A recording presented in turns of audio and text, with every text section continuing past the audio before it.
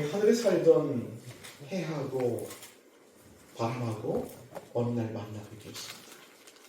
둘이 만나서 누가 더 힘이 센지를 이제 겨루게 되었는데 결론이 나지 않습니다. 땅을 내려다보았더니 어떤 나그네가 외투를 입고 걸어가고 있는 거예요. 그래서 저 나그네의 외투를 벗기는 쪽이 이기는 것으로 합의를 합니다. 먼저 바람이 강력한 북풍을 확 불어대기 시작합니다. 이 사람이 걸어가 갑자기 왜 이렇게 바람이 불어? 추워 죽겠네. 했더니 막 옷깃을 여미고 덧을 단단히 이렇게 고쳐 입는 것을 보았습니다. 바람은 실패한 것이죠. 다음에 해차린 해는 따뜻한 기운을 쭉 불어넣었더니 갑자기 또 왜 이렇게 더워? 하더니 막 외투를 벗어갖고 들고 걸어가게 되었습니다.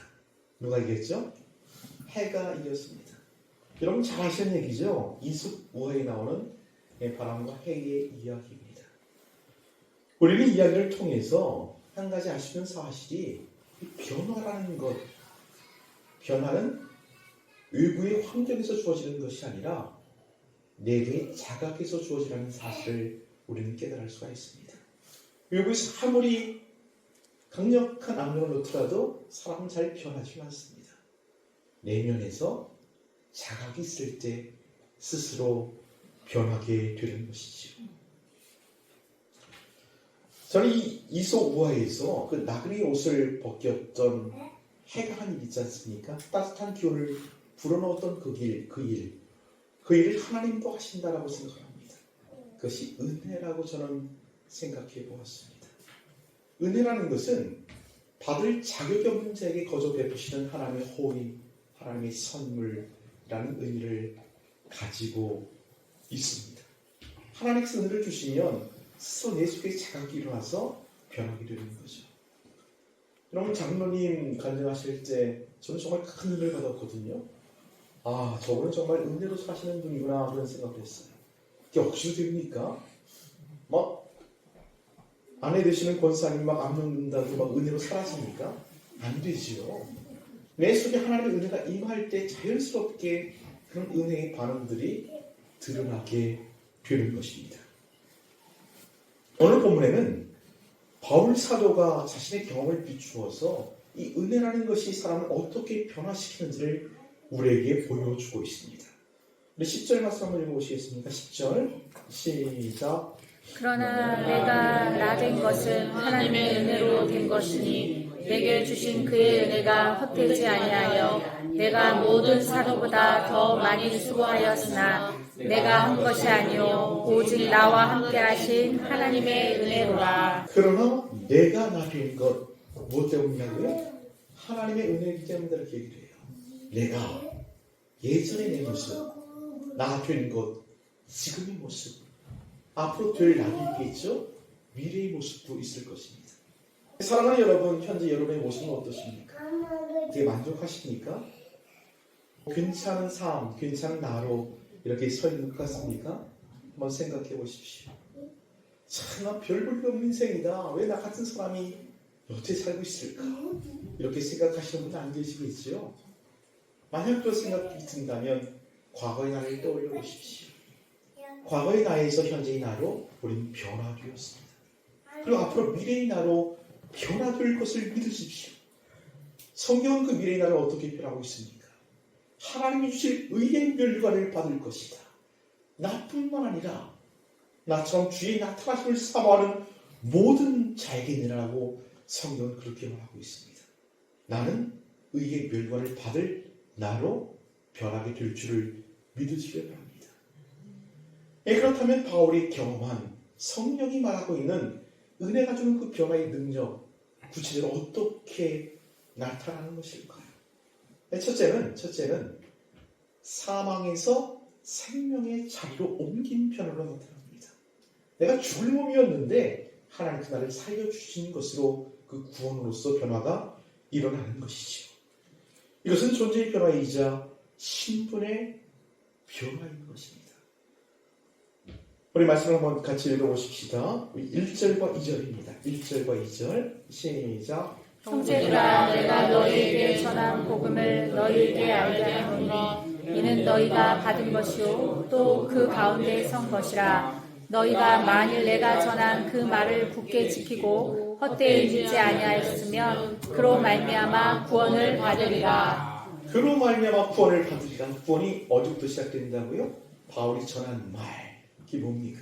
이게 복음인데 우리 3절과 4절 읽습니다. 3절과 4절 시작. 내가 받은 것을 먼저 너희에게 전하였노니 이는 성경대로 그리스도께서 우리 죄를 위하여 죽으시고 장사 지낸 바 되셨다가 성경대로 사흘 만에 다시 살아나사. 바울이 전하는 말의 내용이 뭡니까? 첫째는 예수께서 우리 죄 때문에 죽으셨다. 두 번째는 그가 다시 우리를 살리려고 살아나셨다. 이 두 가지 메시지를 바울이 전한 겁니다. 그 말을 듣고 믿으면 구원을 받는다. 이것이 성경의 일관된 진술입니다. 여러분도 믿으시죠? 여러분도 복음을 믿고 받아들였다면 구원받은 하나님의 백성인 줄로 믿으시기 바랍니다.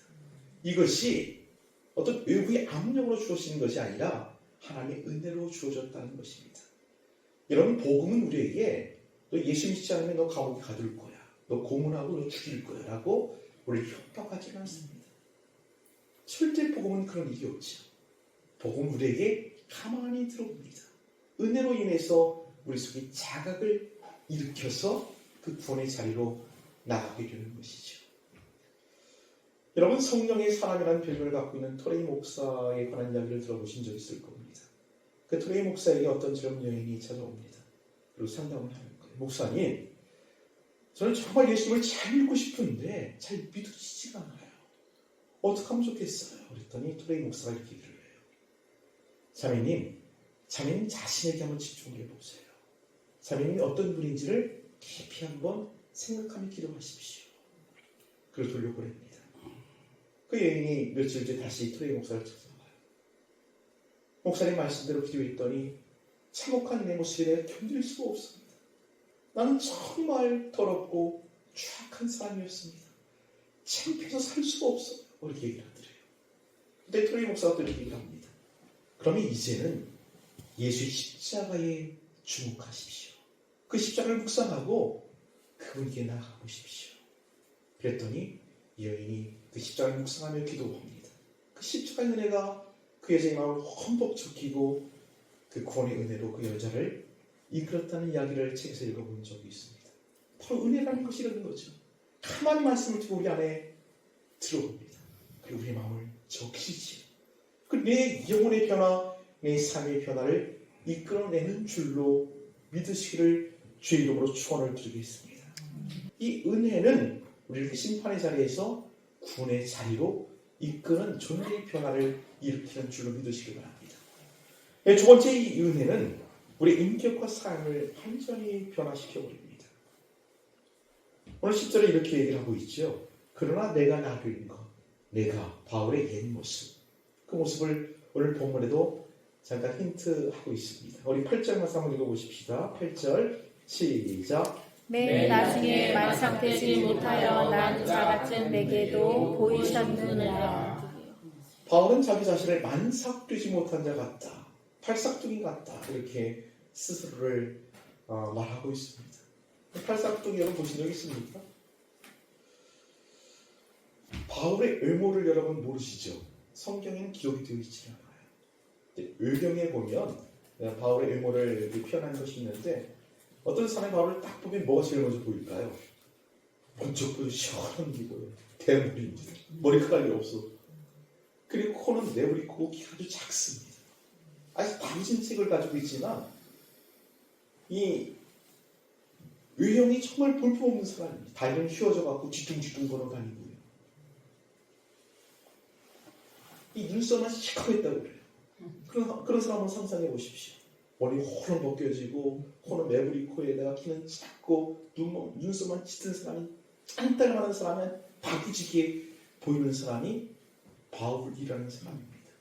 자기 자신을 나는 만삭도 나지 못한 자 같다, 팔삭둥이 같다라고 그렇게 소개하고 있습니다. 바울의 외모는 그렇게 생겼지만 머리는 굉장히 좋은 사람이었어요. 공부를 또 많이 했습니다. 당시 가장 유명한 학자가 율법학자 가마리엘이라는 사람이거든요. 그분의 제자로 들어가서 율법에는 흠이 없는 사람으로 그렇게 공부를 하고 그렇게 살았던 사람입니다. 내가 바리새인 중에 바리새인이라고 당당히 말할 정도로 대단한 사람이었어요. 그 출생은 다소거든요. 다소는 헬라 철학이 굉장히 왕성한 지역입니다. 헬라 철학에도 그런 정통이 있고, 그런 또 날 때부터 시민권자였어요. 아버지가 돈이 굉장히 많은 부자입니다. 그래서 돈을 주고 유대인이었지만 로마 시민권을 샀던 사람입니다. 야망도 대단했습니다. 그런 아주 어린 나이에 정계에 입문했고, 그 당시에 사내들인 공회라는 것이 있거든요. 71명입니다. 우리나라는 300명의 국회의원이 있는데 그 당시에는 71명의 사내들인 공회의원들이 여러 가지 법령들을 제정하고 진행했던 것을 볼 수 있습니다. 거기 회원이었어요. 아주 대단한 사람이거든요. 이 야망이 얼마나 대단했냐면 그 당시에 가장 사회적으로, 정치적으로, 종교적으로 문제거리는 기독교입니다. 이단의 괴수라고 예수는 불리웠고 예수 믿는 사람들은 다 잡아 죽여야 된다고 생각을 했습니다. 거기에 이 바울이 자청하죠. 그리고 예수 믿는 사람들 그 교회를 박해하려고 군대를 데리고 나갔던 사람입니다. 그래서 바울이 그것을 이렇게 고백을 하죠. 우리 9절 말씀 읽겠습니다. 9절 시작. 사도 중에 가장 작은 자라. 나는 하나님의 교회를 박해하였으므로 사도라 칭함받기를 감당하지 못할 자니라. 나는 예수를 박해했고 교회를 핍박하던 자였다. 그래서 나는 사도라 칭함을 받을 자격이 없는 사람이라고 스스로 그렇게 말합니다. 그랬던 바울이 어떻게 보냈습니까? 그 수많던 지식들을 난 배설물 천적입니다. 난 똥처럼 여기. 왜냐하면 그리스도를 아는 그 지식의 고상함을 기납니다. 라고는 그렇게 고백하고 있습니다. 그 대단하던 야망 다 버려버립니다. 그리고 예수 믿는 사람들을 돕고 그 복음을 전하는 전도사로서의 삶을 살게 되죠. 그를 핍박하고 예수를 핍박하던 그가 예수를 위해 핍박받는 사람이 되었습니다. 엄청난 핍박을 받으며 이방인의 사도로 복음을 전한 모습을 우리는 볼 수가 있습니다. 이 모든 것들이 어떻게 일어났다고요? 은혜 때문에 일어났습니다. 예수님의 은혜가 그의 마음속을 적시자 그 스스로 그런 변화가 일어난 줄로 믿으시기를 주의 이름으로 축원을 드립니다. 저는 이 설교를 생각하면서 이 바울의 내면뿐만 아니라 외모도 변했을 거라고 생각합니다. 아까 말씀을 드렸잖아요. 아주 다부진 체격에 머리가 훌렁 벗겨지고 매부리 코에 정말 바늘로 찔러도 들어가지 틀렸을 것처럼 아주 딱딱한 사람, 그런 이미지의 바울 사도였습니다. 그는 정말 그 외모대로 원칙주의자였고 완전주의자였습니다. 한 번은 안디옥에 가는 베드로 사도로가 이방인 집에서 이방인과 식사를 하는 거예요. 그때 유대인들이 오니까 도망가 버립니다. 왜냐하면 이방인과 식사하는 것이 율법에는 금지되었기 때문입니다. 이 사실을 한 바울이 베드로를 공개적으로 저격합니다. 공개적으로 비판하는 거예요. 베드로가 어떤 사람입니까? 완전 대선배예요. 예루살렘 교회 수장이었고 사도들의 마침입니다. 그런 사람들을 몰래 찾아가서 말씀드린 것도 아니고 공개적으로 베드로가 잘못했다고 위선자라고 이렇게 비난하던 사람이 바울입니다. 이 대단한 사람이거든요. 이 바울을 사도들에게 청구했던 사람이 바나바거든요. 그리고 안디옥 교회에 불러서 목사를 시킨 사람도 바나바입니다. 이 바나바랑 1차 전도여행을 가는데 바나바의 조카가 있어요. 마가라는 사람인데 그 어린 청년을 데리고 함께 가는데 전도여행이 얼마나 힘이 듭니다. 이 마가가 결국 쫓아가지를 못하는 거예요. 포기하고 집으로 돌아가 버렸어요.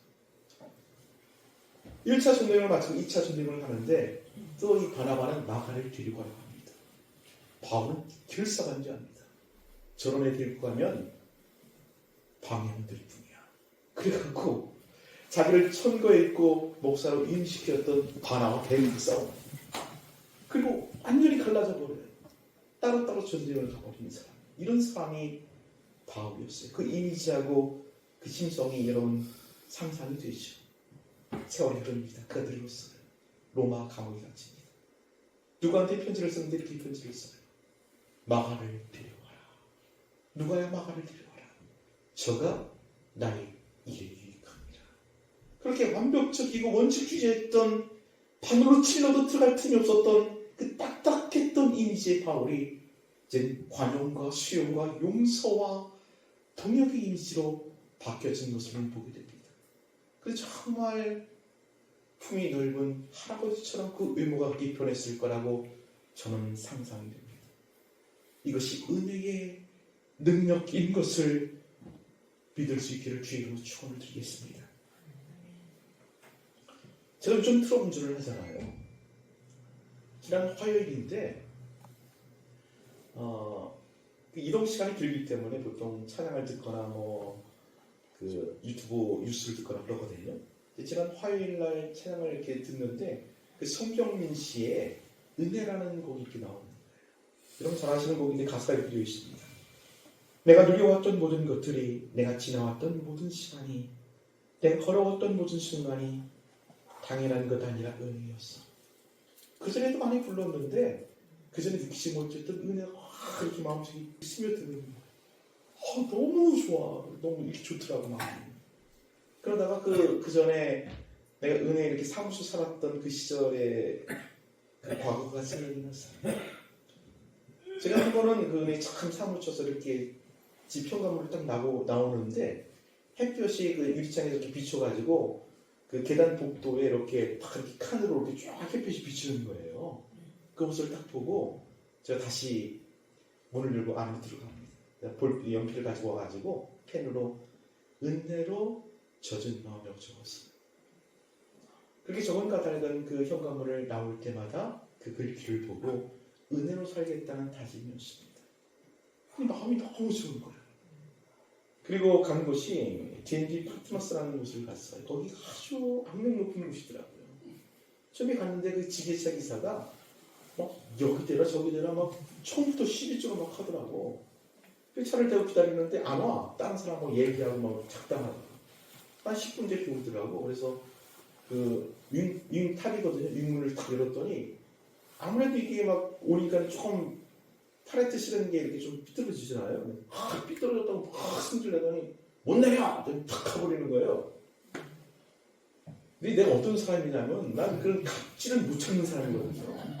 약한 사람한테는 굉장히 내가 한없이 작아지지만 갑질하는 사람은 그 사람 상대 않지.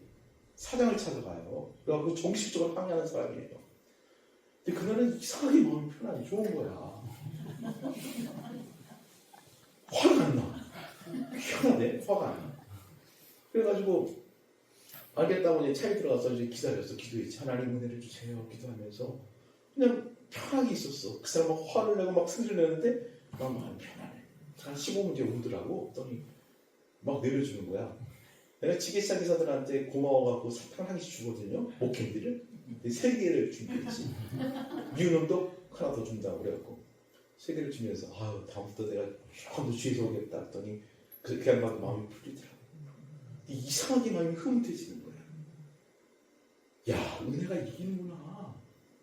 은혜가 이기는구나. 은혜가 이긴다니까요. 승질을 내고 막 화내고 그게 이기는 게 아니고 은혜가 이겨요. 사랑하는 여러분, 바라기는 은혜로 사시기를 주의로 축원합니다. 은혜로 살면 우리 삶에 두 가지 증거가 일어나요. 이 두 가지 증거가 없으면 은혜가 없다는 것 점검해 봐야 되겠지. 실제는 뭐냐면 말씀을 한번 읽어보십시다. 10절 말씀 다시 읽습니다. 10절 시작.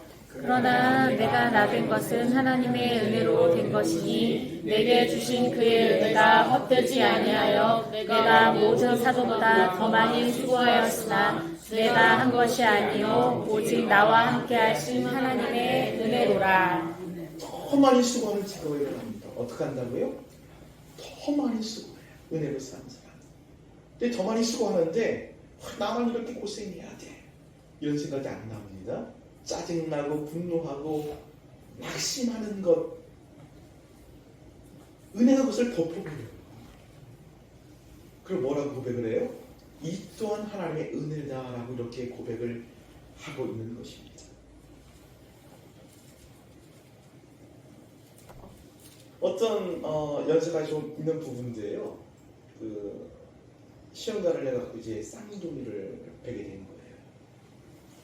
쌍둥이를 뵀는데 뱃속에서 잘 크면 되는데 또 문제가 생긴 거예요. 그래갖고 한 6개월 지나서 7개월째 애를 낳았어요. 이 미숙하잖아요. 그 인큐베이터 넣어가지고 이제 한 3개월을 기르는 겁니다. 그리고 이제 데려왔는데 애가 모질라. 공부도 아주 못하고 아주 성격도 이상해 애가.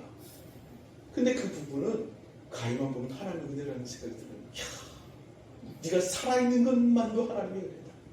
그래서 정말 정성껏 키웁니다. 내가 초등학교에 들어갔는데 맨날 빵점에 시험 보고 우리 아들 귀하다. 우리 아들 잘한다. 그렇게 막 이제 애들을 키우는 거. 근데 애들이 3학년 됐는데 막 기뻐서 그리고 온 거야. 막 시험지를 들고 오빠 나 30점 맞았어. 야 우리 아들 기특하다고. 난 네가 그렇게 될 줄 알았다고. 너무 잘했다고. 그러면서 그렇게 감사를 했다는 거예요. 근데 놀랍게도 이 아이가 6학년쯤 됐을 때 10등 안에 들더라는 거죠. 은혜로 사는 사람의 두 번째 증거는 뭐냐면 감사합니다. 감사.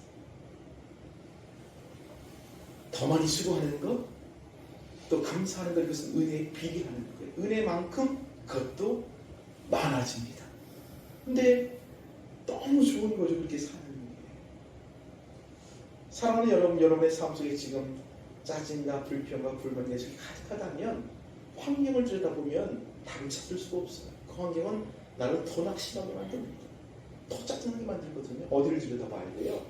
마음속을 들여다봐야 돼요. 내 마음을 적시고 있는 게 무엇인가? 내 마음을 적고 있는 것을 다 걷어내고 거기를 은혜로 적셔보십시오. 그럼 다시 감사가 살아나고 하나님에 대한 헌신이 살아날 줄로 믿으시기 바랍니다. 사랑하는 여러분, 은혜로 마음을 적십시오. 세상이 아름답게 보일 것입니다. 은혜로 마음을 적시십시오. 감사로 충만하게 될 것입니다. 기도하십시다.